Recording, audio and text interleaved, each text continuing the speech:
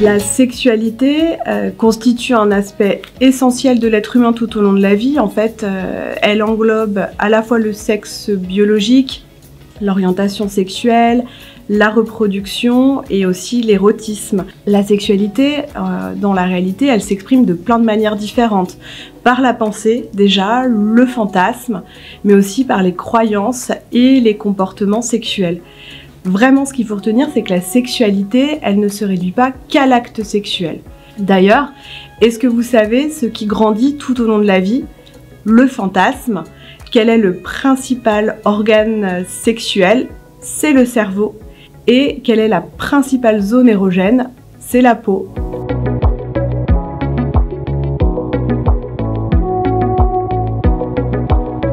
De nombreuses études nous montrent aujourd'hui que la sexualité, elle reste active tout au long de la vie et sans limite d'âge.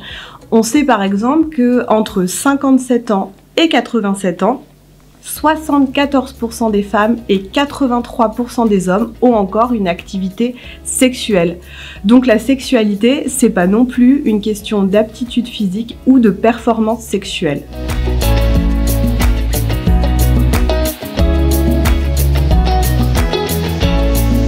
La loi a défini un seuil d'âge minimum à partir duquel un mineur est considéré comme apte à consentir à un acte sexuel. Et ça, afin de limiter le risque de certains abus. Par contre, la loi, elle ne définit aucune limite d'âge supérieure à la sexualité.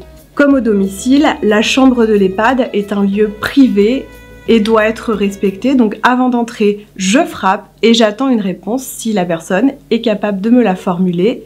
Les situations normales d'intimité ne nécessitent aucun compte-rendu aux familles. Il s'agit du secret professionnel et c'est important de le respecter.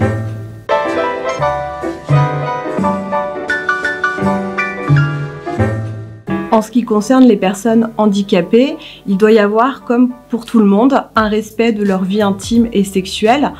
En fait, ils risquent d'avoir une mauvaise interprétation de la loi et sous prétexte qu'on les considère comme vulnérables et qu'il faudrait les protéger, on risque de créer un surhandicap et de les infantiliser en les empêchant, en prenant des décisions à leur place. Donc comme tout le monde, elles ont le droit au respect de leur vie intime et sexuelle.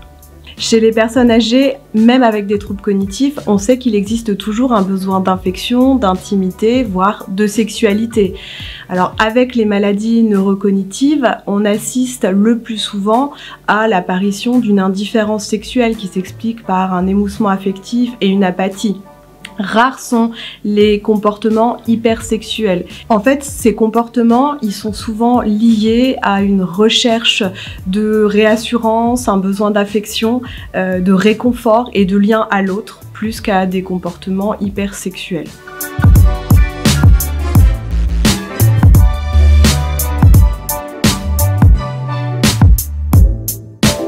Alors comment est-ce qu'on évite une situation gênante? Pour commencer, on frappe toujours aux portes avant d'entrer. On invite les personnes qui sont capables de s'enfermer à clé à le faire pour être tranquille dans leur chambre.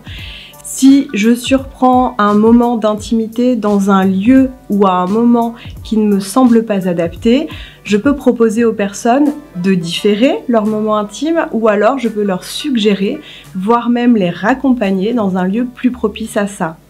Et enfin, si une situation me met mal à l'aise, surtout, j'en parle à mon encadrement, je peux passer le relais ou j'en parle aussi au psychologue.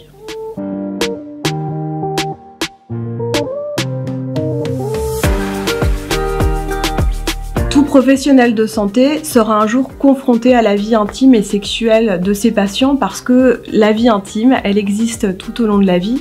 Le savoir, c'est déjà s'y préparer. Alors bien sûr, ça coule pas de source, ça peut créer de la gêne, de la pudeur, voire même des traumatismes. Et c'est pour ça qu'il est vraiment important de s'informer, voire de se former, d'en parler entre collègues pour ne pas rester seul avec ça et mettre du sens et prendre du recul par rapport à la situation.